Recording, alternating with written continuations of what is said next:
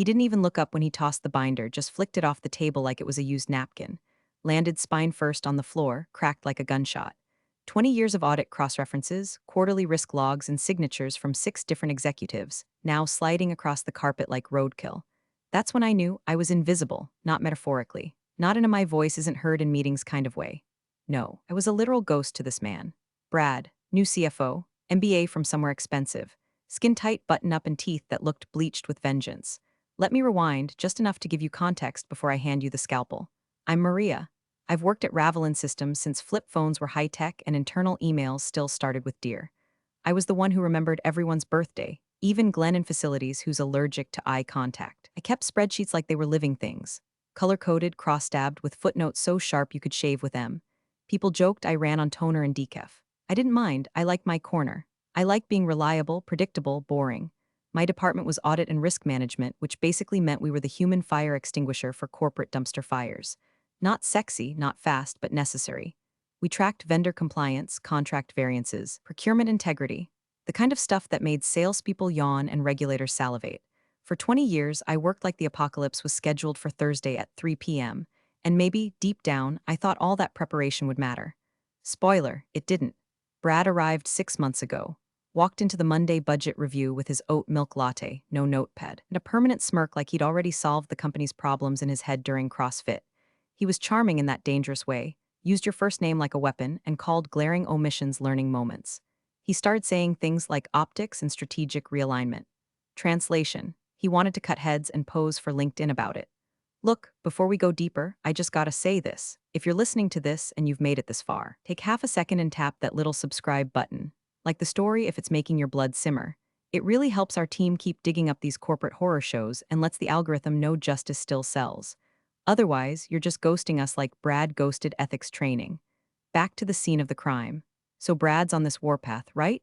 He calls an efficiency sprint across departments, which is code for let's pretend we're innovating, while firing people who make more than $60K. Our team gets pulled into a meeting we weren't on the invite list for. He flips through my audit binder mid-sentence while I'm explaining vendor discrepancies, literally interrupts me to ask why we still use physical binders. I tell him federal procurement still requires hard copy backups for certain contracts. Clause 12.4. He raises his eyebrows like I just told him I churn butter in the parking lot. This is all fluff, he mutters. Right there, out loud, in front of my team, my binders, my labeled tabs, my blood pressure by spreadsheet children. Fluff, I laughed out loud. Not because it was funny, but because the pressure in my skull was starting to feel like a kettle about to scream.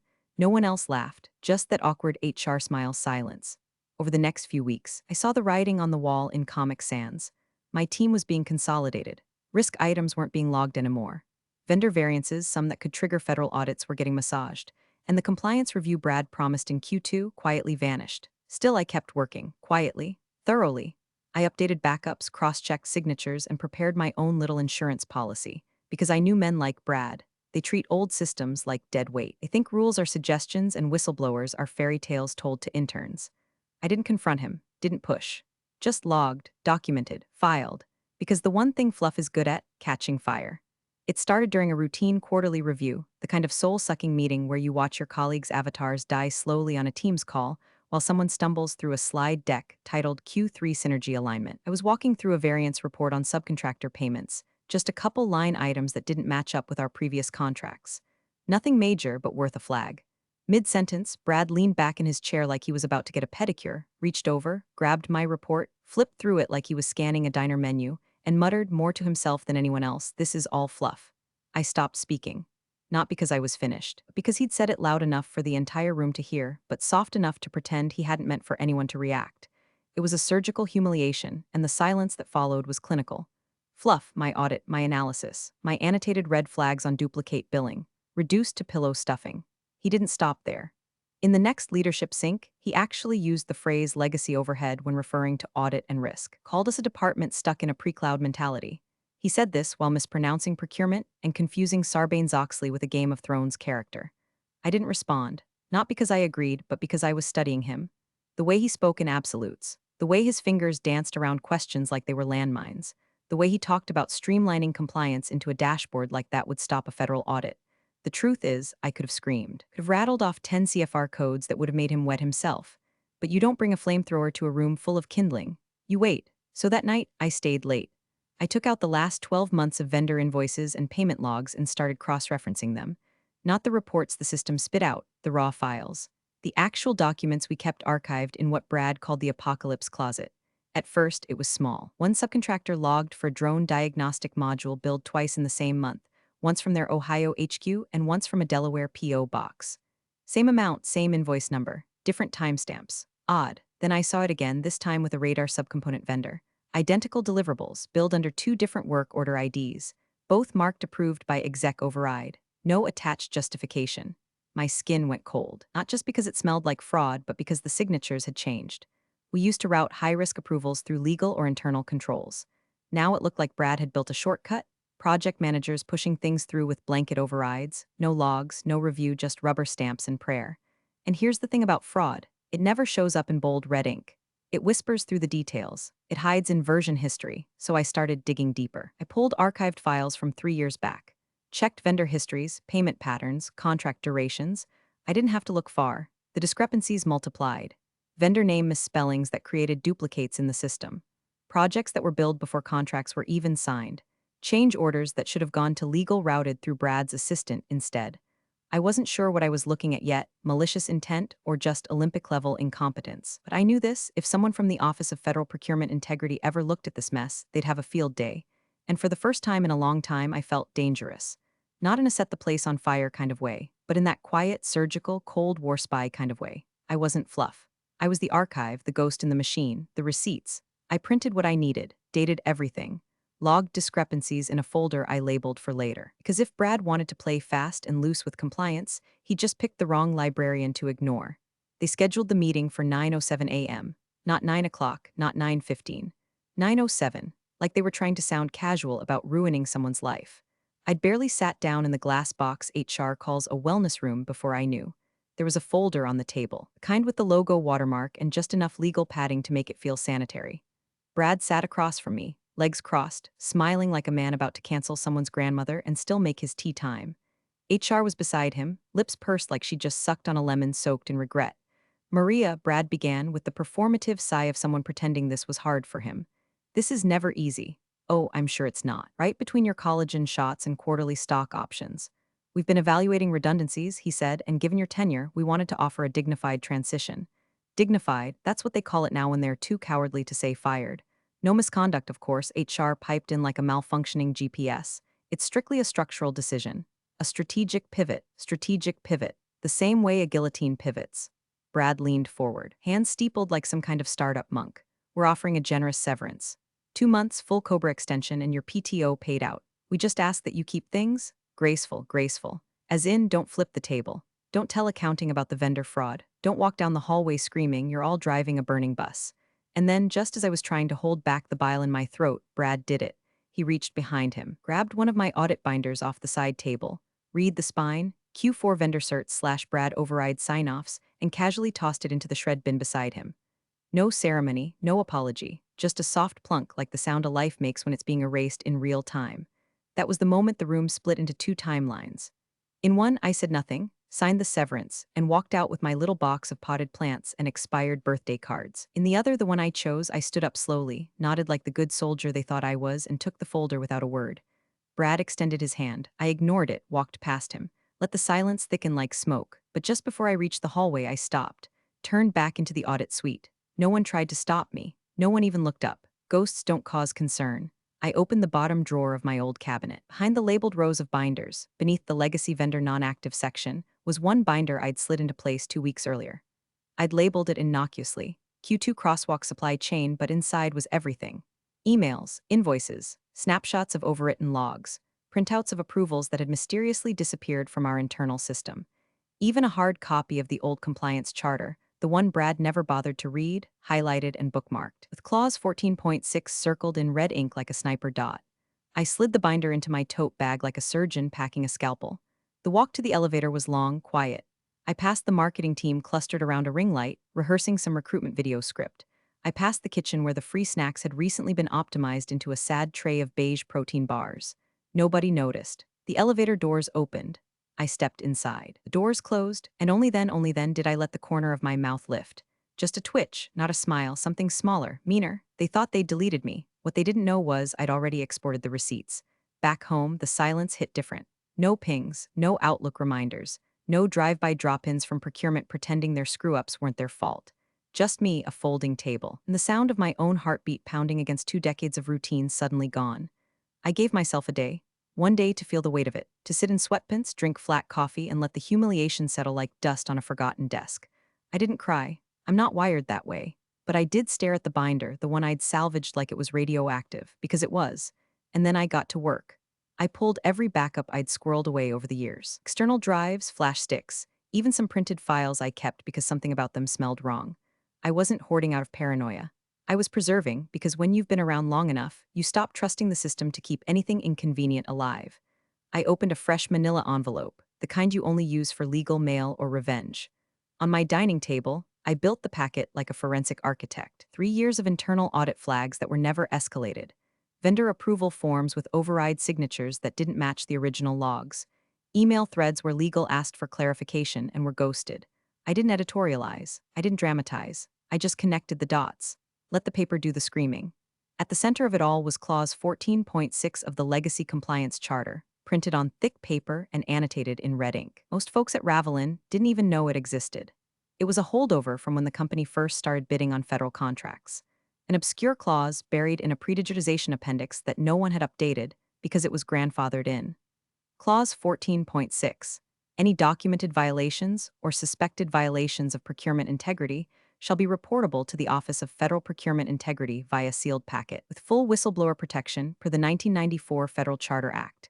It was old, dusty, ugly, but still enforceable.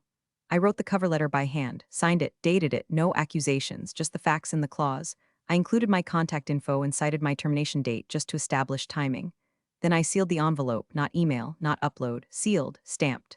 I took it to the post office at 7:45 a.m., the moment they opened, and mailed it priority with a signature requirement. As I stood at the counter, watching the clerk slide it into the outgoing bin, I felt something weird. Not vindication, not hope. Focus. Meanwhile, back at Ravelin, Brad was having his moment. I still had access to the public-facing company newsletter. They hadn't unsubscribed me yet, bless their souls. There he was, front and center in the latest issue. Ravelin poised to secure largest federal renewal in company history. Brad, smiling like a man who thinks cologne is a personality, holding a branded coffee mug that read "Make Metrics Matter." The renewal was worth hundreds of millions. Long-term, multi-agency. The kind of deal that got you on a panel at some defense tech summit in Vegas. He called it his signature win. He quoted strategic innovation through agile compliance. Whatever the hell that means, I read every word, twice. And then I went back to the binder, checked dates, refreshed timelines, labeled one more folder if they call, because I didn't know when or even if the Office of Federal Procurement Integrity would follow up. But I knew this much: if they did, I'd be ready. And Brad, he'd be so very not. It took 4 months. 4 months of silence, punctuated only by the occasional forwarded article from old coworkers, usually with subject lines like "Guess who's keynote speaker at the compliance conference?" face with rolling eyes. Brad was making the rounds, smiling, shaking hands, calling himself a champion of modernization. There was even a podcast. I listened to 5 minutes of it before my blood pressure tried to secede from my body. In the meantime, I did what women like me do best. I adapted. I took on a few consulting gigs. Smaller firms, couple defense-adjacent startups who were terrified of screwing up their first federal audit. I helped them build risk frameworks, taught them how not to make the same mistakes Ravelin made on purpose. It paid the bills, kept my brain sharp, and more importantly, kept me out of the fetal position. But every time the mail arrived or my phone buzzed with an unknown number, I'd feel that prickle in the back of my neck. That sense that something was moving, slowly, under the surface. Then one Monday morning it came, an email, no subject line, just a sender, W. Davies at PFCI.gov, and a single line in the body. "Miss Alvarez, your materials have been reviewed. I'd like to meet." We scheduled it for the following Thursday. Downtown, Federal Building, Room 4B.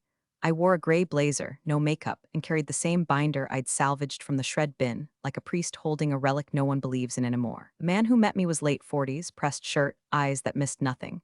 He introduced himself as William Davies, Federal Procurement Compliance Investigator. He shook my hand once, firm and brief, and opened with, "I've been doing this job 16 years. I've never seen documentation like yours." He said documentation like it was a compliment. We sat. He flipped through the binder with a reverence I wasn't used to seeing. Paused our tab marked Override Discrepancies 2022. Read a few lines, whistled low. "You didn't just send us smoke," he said. "You sent us blueprints to the fire." I didn't gloat, didn't lean forward, just nodded. He asked a few questions. Nothing accusatory, just clarifying things like timestamps, signatory roles, which systems Ravelin used to store invoice metadata. It felt less like a deposition and more like two codebreakers comparing notes. And then, just as we were wrapping up, he said it. We're opening a discrete review, not public, yet. But if the discrepancies you flagged match what we're starting to see in contract requisitions and payment trails, this won't stay quiet for long. I didn't smile, but my spine straightened half an inch. Brad, meanwhile, was throwing a party. I saw it on LinkedIn the next day. Ravelin's internal celebration for securing federal renewal through bold leadership and innovative compliance solutions. There he was again, grinning with a slice of sheet cake in one hand and a gold balloon arch behind him. I zoomed in. The cake said seal the deal. They don't even try to hide the arrogance. I closed the browser, opened a fresh notepad, and began organizing a secondary folder, post-submission follow-up. If Davies called again, and I knew he would, I wanted to be 10 steps ahead. Because I could feel it now, the tremor in the ground. The storm was gathering, and this time I wasn't just ready. I was the one holding the lightning rod. They didn't knock on Ravelin's door with a battering ram. They slid in through the side, quiet, cold, surgical. 2 weeks after my meeting with Davies, I received a secure call. Unlisted number. Voice print verification. That kind of call, Maria. We're moving forward. No preamble, no dramatics, just those 4 words and the unmistakable shift in air pressure you feel when the temperature drops before a storm breaks. We're launching a formal inquiry. Preliminary comparisons confirm significant irregularities, some financial, some procedural. We'll need your help, and don't worry, you're protected. Legal cover, full confidentiality. I didn't answer right away. I just stood in my living room, barefoot, staring at my coffee going cold on the counter. It was happening. The regulators had started matching my documentation, the Fluff, remember, to current procurement records, payment logs, and signed work orders submitted as part of the federal renewal package. And guess what? Nothing lined up. Projects that were approved for $1.2 million had somehow ballooned to $2.40, same deliverables, same contractors. Timelines shifted mid-contract with no documentation. Authorization forms bore digital signatures from people who weren't even with the company anymore. One name kept appearing under executive override approval. Brad, over and over. Davies didn't say it outright, but I could hear it in his voice. This wasn't just a slap on the wrist situation. This was multiple violations, layered fraud, kind of systemic rot that makes federal auditors start circling like buzzards with badges. We'll be interviewing internal stakeholders soon, he added. You'll remain external, but we may need you to verify specific chains of documentation, especially on the 2022 radar procurement cycle and the drone diagnostics split billing. My stomach flipped at that, not from fear but from the sheer scale of it. I'd flagged those specific transactions, quietly, internally, years ago, and I'd been ignored. Buried under quarterly reviews, candy-coated feedback, and the dismissive assurance that it's already been handled. No, Brad, it hadn't. Now it was unraveling. The investigation wasn't just a spreadsheet matchup anymore. It had teeth, it had legs, it had subpoenas. I started receiving encrypted drop links from the office, scanned internal documents, metadata timestamps, PDF logs they wanted me to verify. I worked through them slowly, methodically, marking each anomaly like I was back in my old cubicle, except this time there was no Brad breathing down my neck. No HR waiting to hand me a severance folder and a Kleenex. I was still technically just consulting, but the language shifted. They started referring to me as special external reviewer. My old badge might have been shredded, but now I had something better, authority without chains. That week, I barely slept, not because I was afraid, but because my brain wouldn't stop connecting dots. One vendor showed duplicate billing under 2 different project codes, each routed through different finance reps, both of whom had supposedly verified scope completion. But the delivery logs were identical, down to the timestamp. Another showed retroactive change orders added after payment dispersed, digitally inserted 3 months post-deadline. It was everywhere, not incompetence. Pattern. Brad had built a shortcut, a fast pass through compliance. Probably pitched it as lean process management or some other Silicon Valley word salad. But underneath the buzzwords was old-school fraud dressed up in PowerPoint. I submitted my verified notes back to Davies with annotated timestamps, cross-referenced with archived org charts. His only reply, you just gave us enough to expand jurisdiction. This may go criminal. I closed my laptop and sat back. For a moment, fear crept in. Not for myself, I was covered, but for the collateral damage. The junior analysts who'd approved what they were told to approve. The assistants whose names were forged into audit logs. I didn't want blood. I wanted accountability, but at this level, they often come hand in hand. Still, I kept working. Quiet, focused, obsessed, because the walls were closing in on Brad, and this time I wasn't the one being shown the door. It came on a Thursday, 10:02 a.m. Subject line, urgent, all hands compliance review mandatory attendance, no explanation. No agenda, Just a sudden, out-of-the-blue calendar invite sent to every active employee at Ravelin Systems, VPs, department heads, finance, legal, and one additional recipient, me. Not to my old work email, that was long dead. It came to my consulting inbox, the one I used for federal engagements, from a Gov domain, signed off by a federal coordinator. Maria Alvarez, External Compliance Consultant, Federal Procurement Oversight Committee. I stared at it for a long minute, not because I was shocked, but because the symmetry was so precise it almost felt scripted. The same company that had tossed my binder like garbage was now pulling up a chair for me at the table because the table was on fire. I accepted the invite, no comment, no email, no emoji. Then I got to work. The Zoom was set for 2 p.m. I had 4 hours. I pulled my archived copies, the vendor variance logs, the override spreadsheets, the signature trail PDFs, all color-coded, all dated, all meticulously cross-referenced. I opened the Legacy Compliance Charter, page 17, clause 14.6. I highlighted it again, not because it needed more emphasis, but because I wanted it glowing on my desk like a holy relic. I dressed plainly. Neutral tones, clean hair, no makeup, not for humility, for contrast. Let them come in full panic mode, sweating in overpriced suits, fumbling their words, clutching empty talking points like rosary beads. I would be calm, I would be complete. By 1:45, I was logged in, camera off, waiting. Participants trickled in like raindrops before a hurricane, over 100 names. Legal, finance, procurement. Brad's name appeared, of course, Bradley M., CFO, followed by the company's GC, the coup, and 3 people from external legal I didn't recognize. Then, 5 minutes before the hour, a new name entered. William Davies, OFB lead auditor, and next to his name, the seal of the Office of Federal Procurement Integrity. Silence, not the usual pre-meeting chatter, just a tension you could feel through fiber optics. At exactly 2 o'clock, Davies turned on his camera. He looked the same, sharp suit, eyes that missed nothing. He cleared his throat. Good afternoon. This meeting has been scheduled as part of a formal procurement integrity review in accordance with federal oversight procedures tied to Contract Renewal 7040G 2269. Dead silence. He continued.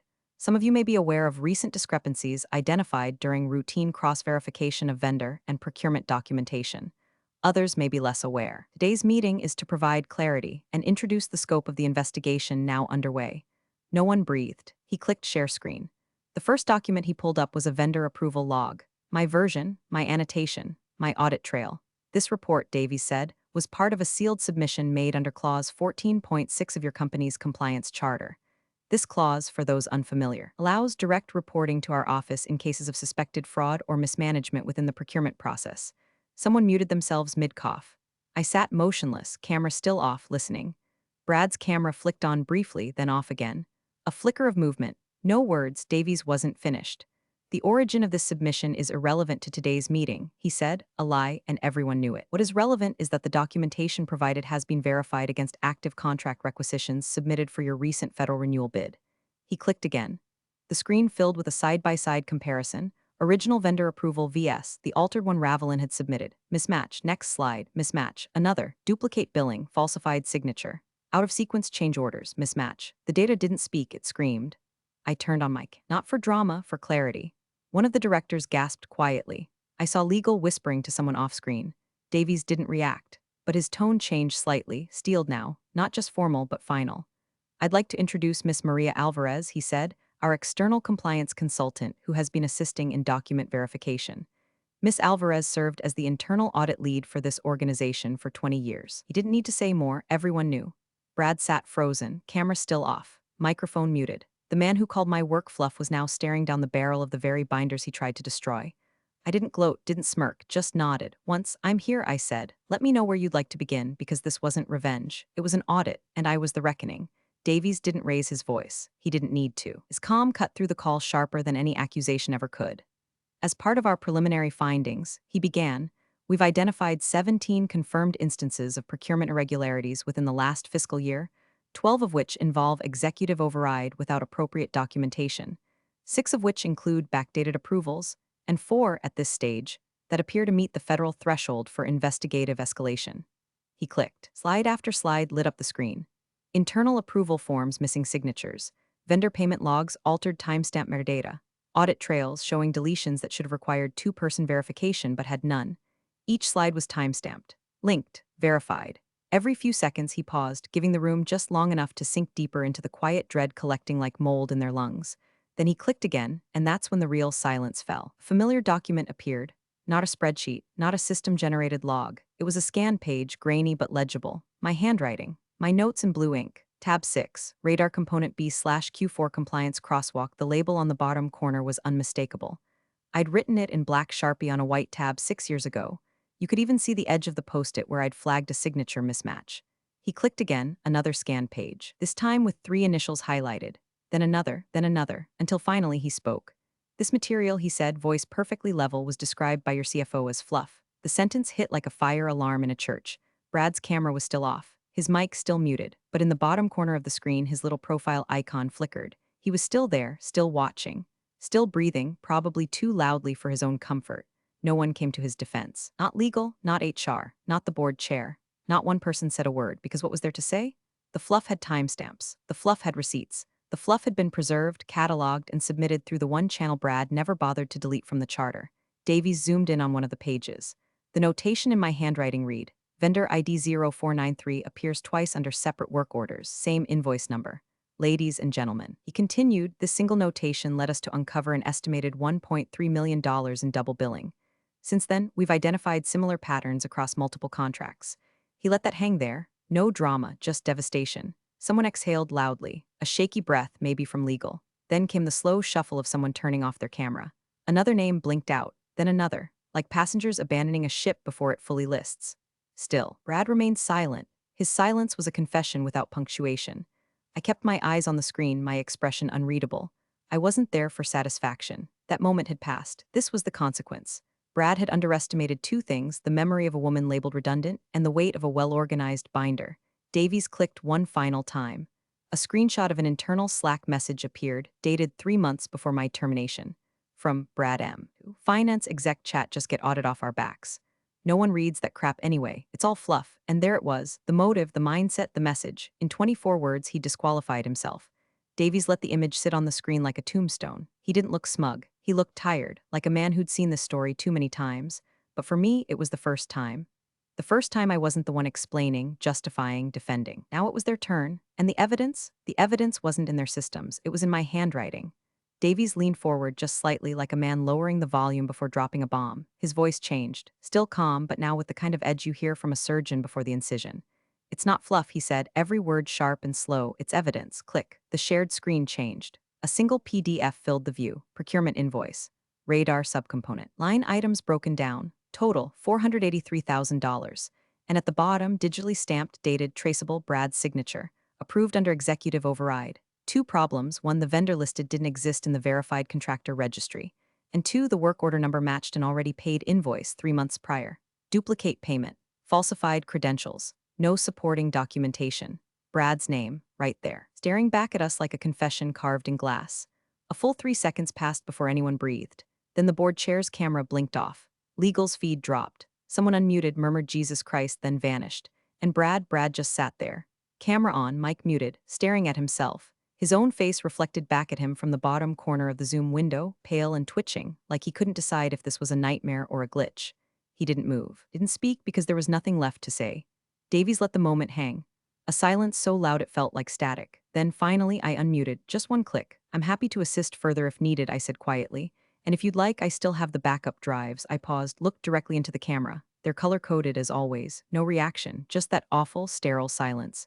Brad blinked once, then twice, still said nothing. Davies nodded once. This concludes today's review. Next steps will be communicated through legal channels. The screen went black, call ended, and just like that, 20 years of being invisible were over. I didn't cry, didn't fist pump, didn't pour a glass of wine. I simply shut my laptop, turned to the stack of folders on my table, and opened the next case file. Because 1 hour later the email came in, Maria, we'd like to retain you moving forward as an external consultant. Long-term, flexible terms. You'll lead. Turns out all that fluff, it was the foundation. They just never bothered to read it. Big thanks for watching, you sneaky seniors. Subscribe to keep the coffee pot brewing revenge. Your ex-colleagues won't know what hit 'em.